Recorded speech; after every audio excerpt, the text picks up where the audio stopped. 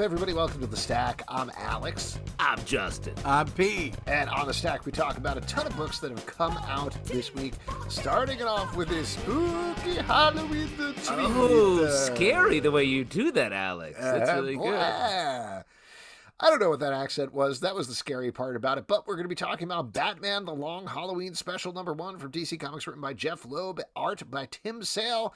Probably figured this out already, but this is reteaming Loeb and Sale in the world of Long Halloween to continue the story.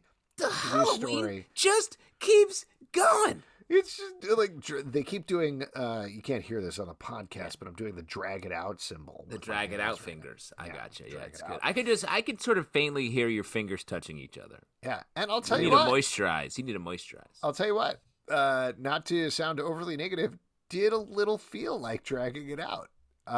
Tim Sale's art, great. Ooh. I don't know that I needed this. How did you guys feel? Well, it sounds like, Pete, you did need this. This is exactly the bomb you needed in your life. BALM, bomb. Balm. B, balm. I came to drop bombs. Got more rhymes than the Bible's got psalms. It's a better rhyme. Anyways, yeah, I just think I this is just kind of like an old classic DC kind of team up that you want to see.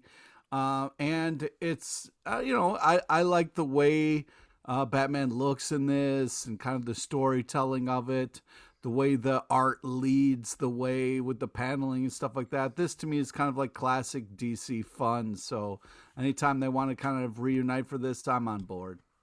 What about you, Justin?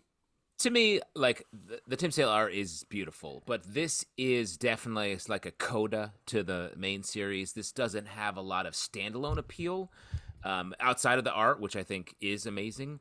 It definitely feels like it's like, here are a lot of elements from The Long Halloween that we're just going to recall a little bit. And because these story points don't really happen in the larger DC universe. So the pieces we're following up on here are very specific to this book. Right. And it also feels like, just to get into spoilers for the issue. So one of the things left dangling by The Long Halloween, sort of left up to the reader, is who actually was Holiday. And it's pretty clear if you're reading the book that it was Harvey Dent's wife, Gilda, who was Holiday, but they never explicitly say it. So it's been this long-standing mystery. Here, they're like, oh yeah, it was Gilda. And that just sort of feels like I didn't need that. Like I didn't need that extra bit necessarily confirming it. Some people did though. That's fine. No, that's fine. I'm just saying from my perspective as a reviewer. Like if other people did, that's great. I think it was well executed. There's a good emotional beats with Harvey and Gilda in particular, but it's the sort of thing I don't want to come out of this thinking, well, it could have been worse. That's a bummer of a feeling to come out with because I want to love this. I love Long Halloween. I know they already did sequels to it. They did Dark Victory, and I'm blanking on the name of the other one, but it just feels like I don't need this story continued because it's one of the most perfect Batman stories ever told. So it's okay that it exists, but I'm not bummed it exists. I just... wow, man. I don't know. I didn't need it. You really took all the fucking wind out of my sails here, my Tim Sales. Your Tim Sales. It's so much that you're...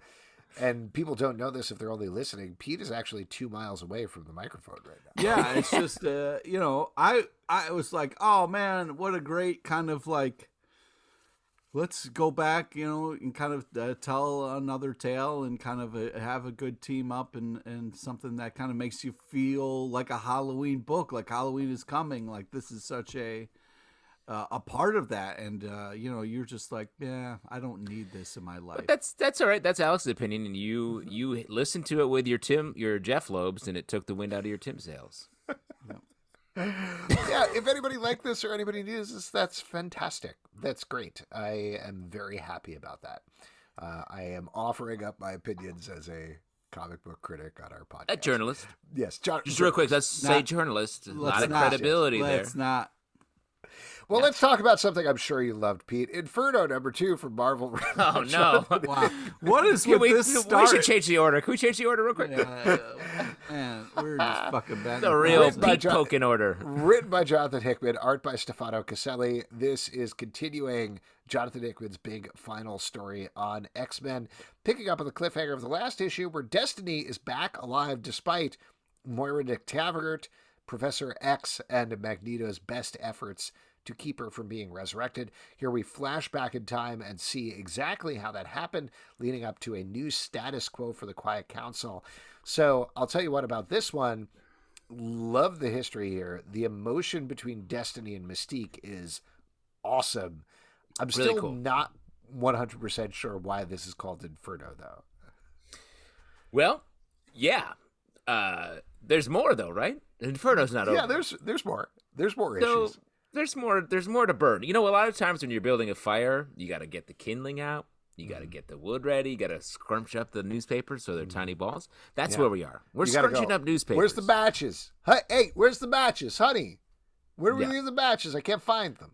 Oh, I like this fire building character you're playing. This is Alex if he went to the country once. Yeah. Hey, babe. Hey, where are those trees? Where'd we leave those trees, babe?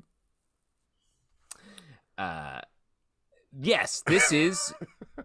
There's a lot of voting, something that I Yeah, know can- Pete likes Here as we far go. as an Yeah. action Why is sequence. this a comic book? There is nothing that happens in this issue. All we get is a bunch of people explaining to me how voting works, and Well, then we get Pete, these. There's an election flashbacks. coming up. I know it's not one of the big ones like a presidential election or anything, but it's still important that people register to vote and vote in every election because it's the down ballot votes that are eventually going to lift those big ballots. As a Pennsylvania resident, we may not know much about what Pete is voting for, though. He's voting in the stake off or whatever. Voting is important. Okay. And I guess if that's their message there, well done. But like, yeah, don't think that's the this message. continues to be like, hey, you're on the council, another bad person in a circle. We're going to make important decisions, moving this Hump Island forward. What the fuck are we doing? That's the platform for Eric Adams running for mayor. We got to move this Hump Island forward. Manhattan. Yeah. We got the thing is, the Inferno is coming, and there's a lot of stuff. There's a lot of stuff boiling here. All the Quiet Council stuff feels like it's gonna explode. Like Professor X, Magneto, both stressed. So something's up. Everybody's not happy. There's, a lot of factions building here. And then on the other side, we have what's going on in space in the Orcus group, and that's a lot's happening there. I think the trap is going to be sprung, I imagine, next issue. And the character revealed at the end of this issue, as a new member of the Quiet Council, I was like, oh, That's okay. weird. It was weird. Yeah. It was a weird choice. It I is weird. didn't necessarily understand the cliffhanger going on here, but like you're saying, I think it feels literally like they're moving chess pieces around a board at this point. So while I appreciated all the flashback, I do want to get to whatever the explosion is, you know? Yeah, let's get to something. Well, let's get to the next title, which is Batman Fortnite Foundation, #1 from DC Comics, written by Scott Snyder, Christos Gage, and Donald Mustard, art by Joshua Hixson. This is following up on the smash hit miniseries Batman Fortnite 0 Point. And here we're getting all of the villains, of the DC universe trying to get in a new crack in the universe. We meet a new character called the Foundation who teams up with Batman to try to stop the Batman Who Laughs, who has been mysteriously resurrected. And it all eventually sets up the fact that the Batman Who Laughs is now an unlockable, playable character in Fortnite, the game. That all said, Pete, I know you're a big fan of the miniseries. What did you think about this one shot? Yeah, I think they continue to have a lot of fun with this. You know, it's a fun mashup of ideas. I love how the art was changing with the different worlds changing, so that was really cool. The Batman Who Laughs is too creepy for me, so it would be great if he could just live in this pocket world Really? and not join the regular DC world again, because I do not like him. Is it his pointy hat? Or I guess they're sort of It's all of it. sunglasses. It's all of it. Interesting. I thought this was cool. I actually really liked the Foundation character, a character that I would like to see more of just in the regular DC universe. The idea of like someone who is in like a pocket dimension of their own creation is very strong, but sort of like unable to figure out what anyone's doing and why.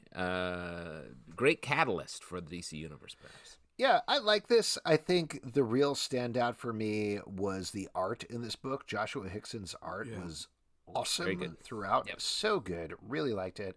Not exactly the same sort of thing, but reminiscent a little bit of Francesco Francavilla without the shading or extreme coloring that usually goes on with his work.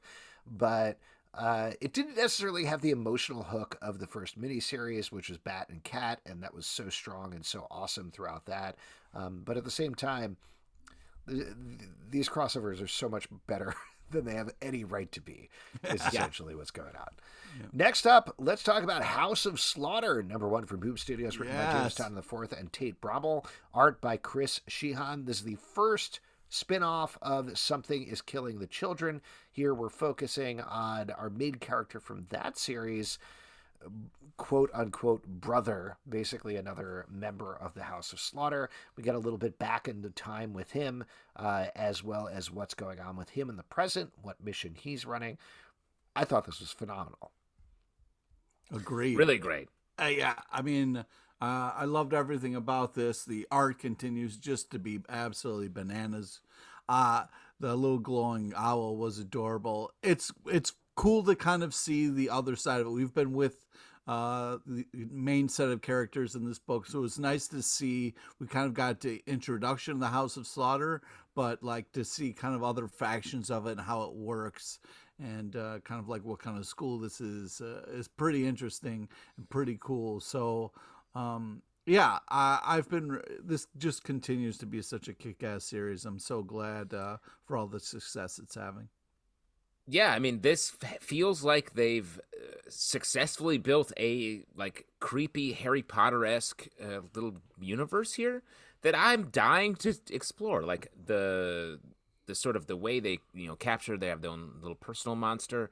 They're training to fight these scary monsters. It's bad. A lot of them are bad at it. Handkerchiefs. They've got a lot of different handkerchiefs, different colors of handkerchiefs. Some have teeth, some have no teeth. Yeah. And it's interesting how you pronounce handkerchiefs.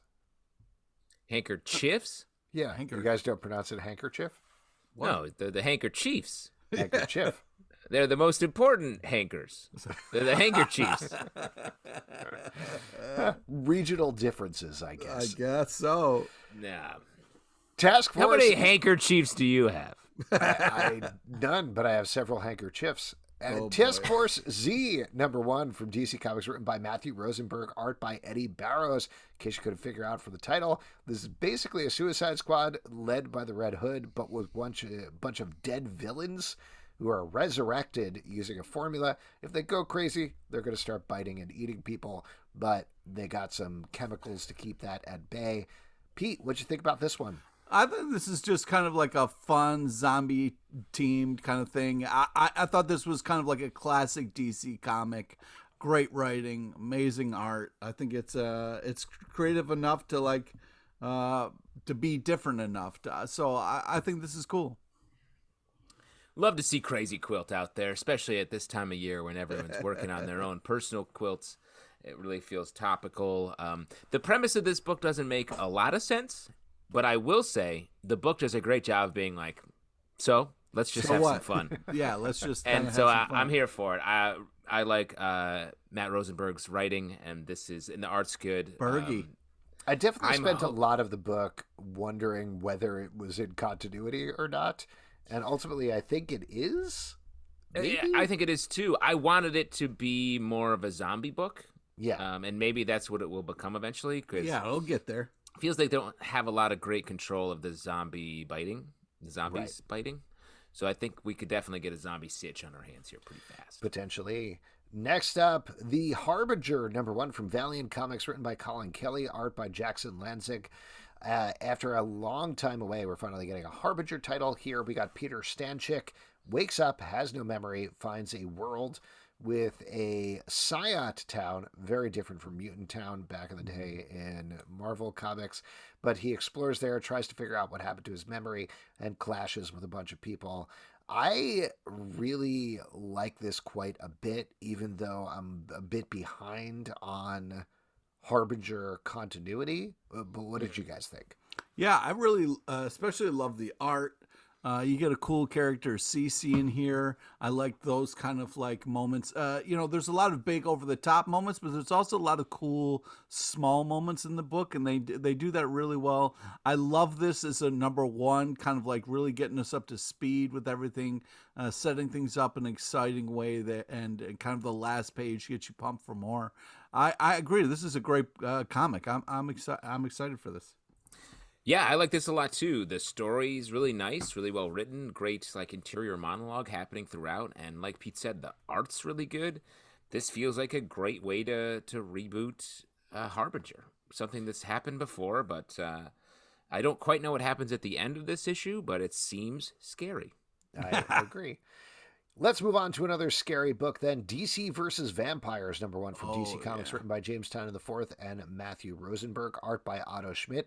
This is one that is out of continuity and all about vampires invading the DC universe. Pete, I know you were pleasantly surprised by this one. Lay down your thoughts. Yeah, this was one of my favorites for this week. I thought like, all right, here we go. But I was really impressed with this. It was a lot more fun than I thought it was going to be. Enjoyed the Green Lantern being a complete douchebag. Also, love the Alfred stuff. Alfred, miss you, Alfred. I think this was a fantastic. Doesn't he show up for one page at the end? Yeah, he does. And for those of you listening, we actually edited out. Pete went on about how much he missed Alfred for a full 25 minutes. We had to cut it, and I'm so sorry. We're gonna release that separately on the saddest Patreon launch you've ever heard. But as far as the #1, I think this does an unbelievable job of getting somebody hooked on something and excited for more. I agree. Hal Jordan being such a jerk was fun. It was funny. I feel like Hal Jordan's one of those characters that he had this brash sort of thing, was how he came up, and then eventually he had to be such a sort of savior hero that all went away. And to see him being just pretty, just like shooting from the hip, like, hey, I don't know, I don't care. This is who I am. I'm Green Lantern. I'm busy. I can't believe they left me behind. They all went to space. Anyway, I just killed this other guy. What do you think about the character of I Vampire constantly referring to himself as I Vampire? I like it so much. I'm thinking of doing it. I'm going to be I Justin. I, Justin, liked this comic. Next up, is it cool? Is that chill? Is that a chill thing to say? That's chill, as the kids say. Chew, chill. Chew #9 from Image Comics. And Chew. Written by John Layman, art by Dan Boultwood. This is CHU continuing a crime heist throughout time. They found a wine that lets you travel through time. Time crime with wine. Time crime with wine. I mean, that's probably where that idea started. But as usual with this book, it is a fun crime romp. I just have a blast reading this every single month. We get some backstory here on how a cater waiter gets into a life of crime, which was fun. That's got to feel right up your alley, buddy. You know what I mean? Like you back in the day, kind of like I've been there. Back when you were traveling around the world, you know. What? Traveling around the world committing crimes. Yeah. Wine crimes. Wine. Yeah. I think this is really great art. It's a nice departure from Chew, but still feels good. The character's fun. It's a little different, but just different enough. This continues to be great. I also really love the cover and this kind of like painting, kind of like hint to what might happen in the future. I think it's great. Good stuff. Next up, The Amazing Spider-Man #77 from Marvel, written by Kelly Thompson, art by Sara Pichelli. Now, the first arc here was written by Zeb Wells. Now that Peter Parker is in a coma, Ben Reilly is Spider-Man full-time. This is the first arc of that, also kicking off with Kelly Thompson's run on the title. What'd you think about this, Pete? I know you've been conflicted about Spider-Man in general. Now that things have been streamlined a little bit, how do you feel about Ben Reilly's adventures? Not a fan of the Ben. But by the end of this issue, I was like, now we're talking. All right, this could get interesting. I'm excited. When Morbius shows up? Yep, that kind of last panel, I was like, yeah, let's do this. And then kind of get the real Spider-Man back and let's have some fun. Let's Well, get Spider-Man's in a coma. He's probably going to die. Well, he's going to wake up because it seems like this Ben and Peter thing is kind of one's off, one's on. Peter Parker is going to probably die. And then Peter Parker, and they'll never bring Peter Parker Who back. are you? And then Mary Jane will die. Oh, you're wow. the worst person. They're going to... No, they're all, one of them will always... Have a broken heart. That's nice. It's a fun way to die. There's I think it's going to be like just a lot of taking turns being in a coma. Coma swap. That's a fun arc. Arc. Did you, by the way, this is a total side note, but did you ever have the coma swap Spider-Man figure back in the day? I got that at Toys R Us. I got like the last one on the shelf, so I was pretty excited. Completely unarticulated. No bendable appendages. No, just lay there, the package. It was glued to the hospital bed that came with it. It was great. It really saved you a lot of the energy in terms of coming up with creative playtime. Yeah. I was like, killed my this is imagination. exhausting imagining things. And Peter's still sleeping. So I have a question for this book. Now, Ben Reilly, clone, coming in, a lot of similar experiences. Coming in hot when he's fighting and playing around. Pretty quippy, pretty making jokes. Right. In an organization where he's sort of like, this is I'm sort of messing up a little bit. Oh, but when I'm not here, I go home to my girlfriend who has red hair. Yep. What's the point of this so far? Like, why? And I don't mean that in a super negative like way. A negative thing to say. I don't mean that, but it does seem deliberate that Ben Reilly's things are all almost identical to Peter Parker's, and then at the end of the issue, something sort of bad happens to him, dramatic. Is Ben Reilly like sort of the knockabout Spider-Man? The Spider-Man we can like mess up? Yeah. While Peter Parker has to stay pristine in the coma? Potentially. I mean, I think at the very least, I don't know if this is what you're getting towards, there's obviously a lot of things with the Beyond Corporation that we don't know about. That certainly seems the big overarching what is their goal thing going on here. But also, like you're saying, I think it's Janine is the name of his girlfriend. Certainly seems like she is a clone of Mary Jane who is being held in their apartment by the Beyond Corporation, or is not real or something like that. So it feels to me like they're slow playing a lot of these mysteries purposely so, where we're going to get these answers, just not yet. Yeah, I mean, I hope so. And that's a really interesting story. The idea that it's like we've formed this person to be like our version of Spider-Man where it doesn't matter if he gets hurt or killed. Like, what does that mean for the character whose head we're in? I'm excited to see if that's what it is. Yeah. Next up, Adventureman number 6 from Image Comics, written by Matt Fraction, art by Terry and Rachel Dodson. We are officially kicking off the second arc of this title after the big introductory arc, with our new Adventureman going on her second adventure, tracking down a ghost train. Art continues to be great in this title. Ghost Train. Art continues to be great in this title. They are having a lot of fun writing it. I'm enjoying it. What about you guys? Yeah, I mean, art's unbelievable. I mean, let's not undersell how great the art is. I don't think we're doing that. No, I started out saying the art was great. Art's great. Yeah, I mean, but and the way you say I charged everybody upwards of $500 just for me to say the art is great. So, oh no, Pete, are you worried we're overselling the art? Yeah. No, we're shifting from an undersell to an oversell. That's fine. I just when someone says art's great, with no meaning behind it, I'm worried that it's not. Oh, was that an impersonation of me, Pete? Yeah, you're like the art's great.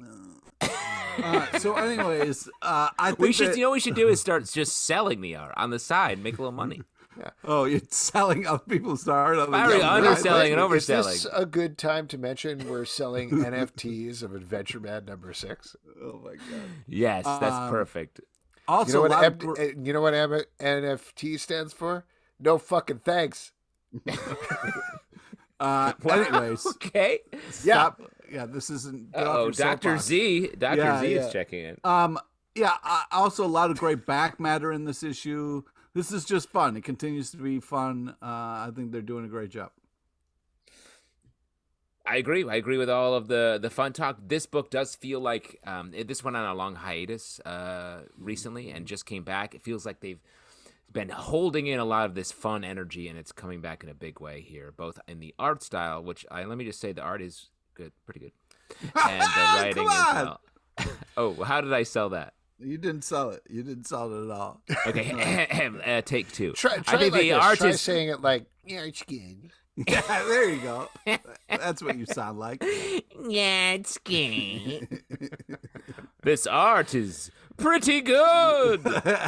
See, that makes it sound better. That's nice. Aquaman, Green Arrow, Deep Target, #1 from DC Comics, written by Brandon Thomas, art by Ronan Cliquette. Whatever you think this book is about, it is not about that. This book really threw me for a loop. Absolutely. I was like, they're going to team up and solve some crimes. That's not what happens. Nope. Just to spoil this book, it's mostly about a guy who is screwing up time in a big way for unknown purposes, to the point where Aquaman and Green Arrow keep their beard and goatee respectively, but otherwise switch places. We don't know why. It's very weird, but I'm much more into reading this book after I read the first issue than I was going into it, to be frank. It's it's like Freaky Friday, but with Aquaman and Green Arrow. It's Deep Target. It's the deep fake is what it is. It's interesting. It's a weird switcheroo in a way that you don't expect, because they know about it and they're cool. Like you expect, but interesting enough that I'm going to check out the second issue. Yeah, they did a good job of keeping me intrigued. But honestly, the energy when they finally meet each other in Atlantis, and they're like, it's like Joey and Chandler from Friends doing a scheme. They're like, oh, what are you doing here? You're messing up this whole thing. But also this book reads a little bit like an Ultimates book, where it's like, you don't even know how extreme this is. There's time travel in this crazy place. Look, everyone's wearing different facial hair than you expected. Like it's there's a flex here on this book, but it's good. Next up, Stranger Things, Tome of Yebuin, #2 from Dark Horse Comics, written by Greg Pak, art by Diego Galindo. This is continuing a story of Will tracking down a treasure isn't the right word, but maybe treasure left by Bob Newby, the character played by Sean Astin. It's through a winter storm. His friends come chasing after him in this issue. We love the first issue of this. I think, Justin, you called it the best follow-up to Stranger Things in comics so far. Yeah. What did you think about the second issue? I thought it was good. I was surprised the kids all got together so quickly. I thought we were going to have a little bit of danger. I was happy about that. I was really worried, especially when it's cold like that outside. You know what I mean? Yeah, a good friendship is just as good as a winter coat. Well, that's not true. Nope, but anyways, I don't. When I go outside in the winter, I just think about you two, and I'm completely nude. Thanks, that's not going to work. I also get you a lot of trouble. That's going to get you arrested. You're going to have all sorts of frostbite places you didn't want. It's worked for several years, and people know me as the guy who's on that podcast with his friends. Oh, wow. That's what everyone in the neighborhood knows me as. Why, look at that man out there. He's got a lot of friendship. I don't even know what comic we're talking about because this blew my mind. What comic? What? Stranger Things. Oh, Stranger Things. You had me at Greg Pak. All right. I mean, the guy writes unbelievable stuff. This is, it really feels like just a continuation of the show. And this is a cool side adventure that I wish we got to see on television. I think they do such a great job of bringing the show to life on this comic. And I love the art. Writing's bananas. How about Mr. Clark? A guy we went on a cruise with once. Yeah, Randy Havens. Very good to see him in the mix Randy here. Randy Havens. I really like this book. I thought this was very strong. I understand what you're saying, Justin, about the kids getting it all in the mix together, but they're in so much danger here. It's such a high level of danger for a non-supernatural situation. It's tough to walk that line. I know I mention that with the Stranger Things comics all the time, but I do think Greg does a really good job here of walking that. Yeah. I couldn't believe how much, like, the low stakes thing that happened to Dustin that was driving me crazy the whole time. I was like, guys, you got to take care of this. Guys, come on, please stop and take care of him. You know, like, it was, the stress of that was a lot. Good stuff. Next up, Deathstroke Inc. #2 from DC Comics, written by Joshua Williamson, art by Howard Porter. In this issue, Deathstroke Inc. goes to space. Space fun. Space fun to fight a bunch of stuff. There's a lot of crazy swings happening in this book, pretty much constantly. Just the pages alone, they're like wild, sweeping double-page spreads for like the whole issue. Yeah. Great art, really fun action, over the top in all the right ways. Unbelievable last page. I think this is like, you think Deathstroke Inc., you're like, what? But they do a great job on kind of really delivering on it. And it's a continues to be a solid book. It's funny that it's Deathstroke Inc. and Deathstroke's the one everyone's like, stop making a mistake, buddy. He's sort of like the team fuck up, which I thought was surprising. Yeah, it's funny. It's interesting. There's clearly some big things that Joshua Williamson is layering in for the DC universe as we get to late in the issue, which is kind of fascinating for something that feels like it's a quirky, not one-off, but quirky, off the beaten path book. But he's clearly positioning it as something bigger down the road. Well, I like that each issue feels like it's a standalone adventure that we're going to find out later there's a thread connecting it all together. Yes, absolutely. Next up, Black Hammer Reborn #5 from Dark Horse Comics, excuse me. Dark Horse. Almost said DC, but it's actually Dark Horse. Written by Jeph Lemire, art by Malachi Ward and Matthew Sheehan and Rich Tommaso. In this issue, we're picking up on the huge cliffhanger of the last issue where Black Hammer's entire family died. We find out there's a twist here. There's something else going on in terms of other universes and other cities. We don't know exactly what it is, but I continue to be impressed at the many iterations of memory loss and memory changing that this whole franchise seems to find every time. And they do a good job of it feels, they sort of slow play us in these issues like it's a superhero comic, and then it becomes this sort of mind-bending, the city above the city, all of the memory and loss sort of themes that you were talking about, Alex. Like it really like gets you into bigger ideas, sort of almost you don't even feel it until you're there, which I really appreciate. That's really hard to do, I think. I'm really impressed with the emotion that this comic is pulling off here. This is so moving. It's really interesting to see this character dealing with this pain, and the kind of reveal gets you so excited for more. Yeah, I continue to be really impressed with where this comic goes and what it's able to pull off. It's really impressive. It reminds me of comics like Zot, sort of back in the day, or like the Mr. X stuff. There's this sort of odd tension hovering over everything, which is really cool. Next up, Daredevil #35 from Marvel, written by Chip Zdarsky, art by Stefano Ladini, and with Francesco Mobili. This issue, we got a bunch of bullseyes and a bunch of daredevils all fighting in the middle of the New York streets, leading up to a big surprise romantic twist by the end of the issue. What did you guys think about this one?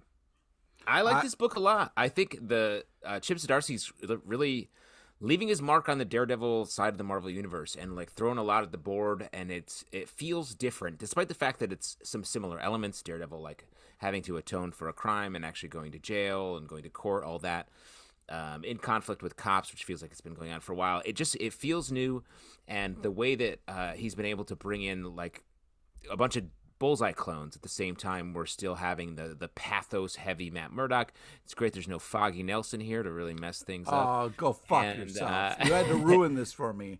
I thought this was a really great comic, and then you had to go and point out something that I didn't even realize I was missing. Oh, I know. When you walk into a room and you're like, no Foggy, you just turn right back around and try to find that. Did you read the letters page? Because they mentioned that Foggy horribly died off screen. That's not funny. It's not funny. And nobody cared. I Yeah. really love the art. The action in this is fantastic. It's doing a lot of cool stuff with Daredevil. Also, like, there's some cool, interesting Kingpin emotional stuff going on here. I agree with what Justin's saying. This continues to Everything feel, that Justin said, I agree with. Is what you mean. not all the time, but in this case, yes. But it foggy feels stuff. like not. Can't I just say something nice and not have you fucking ruin it? Go for it. It's too late. You ruined it. I'm a little worried about Kingpin's romance here. Feels a little hasty. Spoiler. Yeah, I don't know if it's going to work out. I guess we'll see. I I didn't it's- say who it's with. I will it's gonna mention work real out. quick as a little plug, Chip Zdarsky is actually going to be on our live show next week. What? So Tuesday, 7 p.m. Check that out. Wait, Should this be- Tuesday? This next Tuesday. Not. Oh. Well, it'll be this Tuesday. Yep. You could all figure that out, you listeners. Well, Echo you Labs number confused 3. me. The What? next Tuesday. This coming Tuesday, right? What are you doing? As soon as the Tuesday hits, he's going to be here. All right. Thank you, Justin. Echo No Labs problem. number 3 from Image Comics by J.H. Williams III and W. Hayden Blackman. This continues this wild, twisting story of a bunch of fairy tale and story characters all thrown together. Widens out the story in a big way to include many different other types of stories this issue. Pete, I know you love this title. Talk about it. It is worth it for the art alone. The paneling is bananas. The art is leading the way and telling some amazing stories. Punisher gets a low-key shout out a little bit here. I really appreciated that. I just think that this is so creative and so beautiful. I love reading this comic multiple times just because the art and the paneling is so enjoyable. This is great. It continues to be bananas good. Why aren't you reading this comic? It's a comic where I feel like you have to let it wash over you when you read it, and then pulling it back. I said this when we interviewed them, and it was maybe a confusing question. But holding it at arm's length and just looking at the comic from a distance is also beautiful. It puts everything in a bigger perspective. I also want to shout out the very last sort of bit at the end. There's a new title. It's called Rabbit Lost in the Echolands. And it's a whole, feels like a standalone little bit. It's such a cool little piece at the end of the book. Very cool. Art's good. Next up, Checkmate number 5 from DC Comics, written by Brian Michael Bendis, art by Alex Maleev. We're one issue from the end here, and our Checkmate team is finally taking it to Mark Shaw, aka Leviathan, in this issue. We also get the reveal of Lois Lane's brother, who is a super spy in his own right. What do you think? We've been a little bit back and forth about this title. Does this issue redeem it, or are you still waiting for the last one? I'm still waiting for the last one because I'm confused a little bit. But the art's great. There's a lot of intense, cool What are you things. confused about, Pete? What's happening? Who's the bad guy? Oh, so the bad guy is this guy named Mark Shaw, who is Leviathan. He has taken Former out... Manhunter. Yep, old Manhunter. He has taken out every spy organization in the DC universe and is forming his own nation made up with the rogue spies who have escaped from that organization. Meanwhile, our heroes are trying to figure out what he is up to and take him down. In this issue, he takes the church that they're all hiding out in and teleports it to Thailand, I believe. Yep. And only a couple of people make it out, specifically Lois Lane, who is rescued by her brother, who is kept a secret by her father, Captain Lane, Lane, her entire life. So she finally meets him. And at the end of the issue, Mark Shaw comes and is going to take them down. And that's the cliffhanger we're left with. Does that explain it? Yeah, thank you. No problem. This book, there's some parts that I like, but it just feels like so much of it is like a thing happens and everyone stands there and talks about it and does some bits. It feels like hanging out with an improv class. Yes. Just going to a bar and being like, it's crazy. Did you see that cop just drove by? Imagine if that cop had a hat on. Oh, what hat would that cop wear? A fedora, probably. Well, maybe a top hat. What if cops had to dress up? It's just like bits. It feels like bits. And that's fine. But there are good elements here. The way that a lot of comics are written now is you save the story for the end, and I think that's a trend I'm ready to just push back a little bit, where we get a little bit more of a narrative thread or spine that we can follow, that the bits can hang on a little bit rather than just bits, and then it's like, haha, the story was this. Yeah, fair enough. Once and Future number 21 from Boom Studios, written by Kieran Gillen, art by Dan Mora. In this issue, our grandma, Pete, makes some big moves in her makes some big moves in her fight against King Arthur and his forces. We get an ominous note that perhaps there's some bad things in her future. Pete, what did you think about this issue? This just continues to be so much fun. We get kind of a more reserved grandma. I mean, she does single-handedly take down the Medusa type character, which was really badass. But it got me a little worried about her future, a little choked up when she was writing the kind of like monster hunting for dummies kind of notes, and they got a kind of picture with her, and I'm worried that this is kind of her last issue, and I'm very scared. Feels like once and no future is what's coming for All Night Grandma. But this is just bananas good comic. Just so you would say bananas. One of the top comics, maybe of all time. Pete's doctor told him he needed to get more potassium, so he's been saying bananas a lot. Yeah, it's not. That's how that works, right? Mm-hmm. Basically, anytime a character gets a Polaroid taken to them, days are numbered. Absolutely. Yeah. What are you gonna do if the grandma dies, Pete? I'm gonna fucking lose my fucking shit. Are you done? Is that it? Is that your breaking point for comic books? I might be. I don't know. Oh, boy.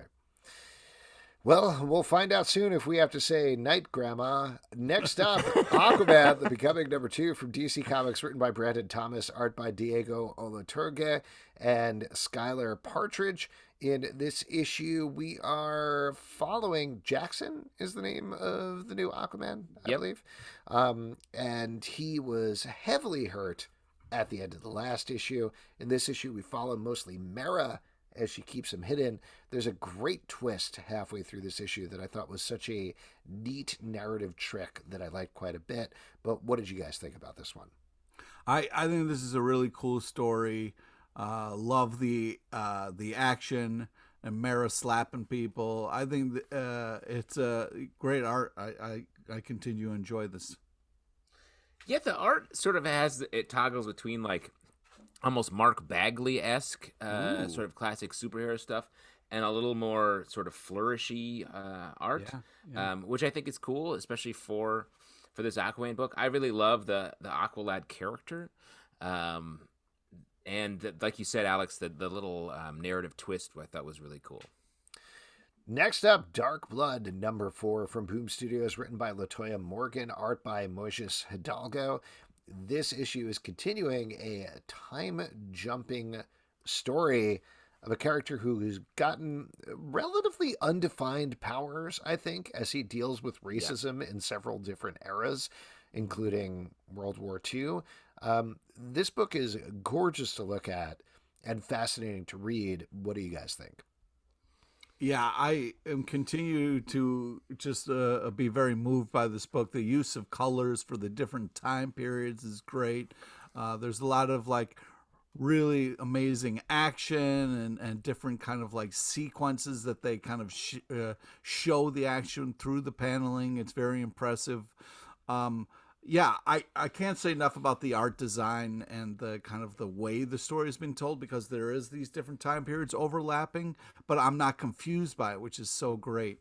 I think this is one of the great books that are out right now, and it has a very interesting ending and just a horrible way to get woken up. What this book is doing, I agree with everything that's been said, and what this book is doing especially great is we're telling stories in multiple timelines, but also the tension is being ratcheted up in each of them in a way that I was like, oh, mostly multiple timeline stories, it's all feeding into one, and that's where like the real dramatic action is happening. There's dramatic action happening in all of them, and it's stressful. it reminds me, this is a weird comparison that I don't necessarily need to make, but the last episode of Star Trek The Next Generation, the way that the tension was ratcheting up in each of the different time periods, and then it comes together at the end, and I feel like that's where we're headed. Yeah. Cool.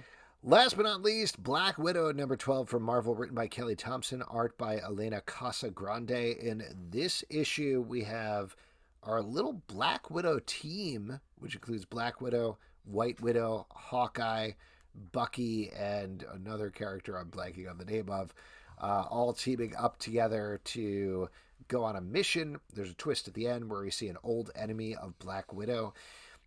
Love this book, but I want to give a shout out in particular to the covers, which are amazing.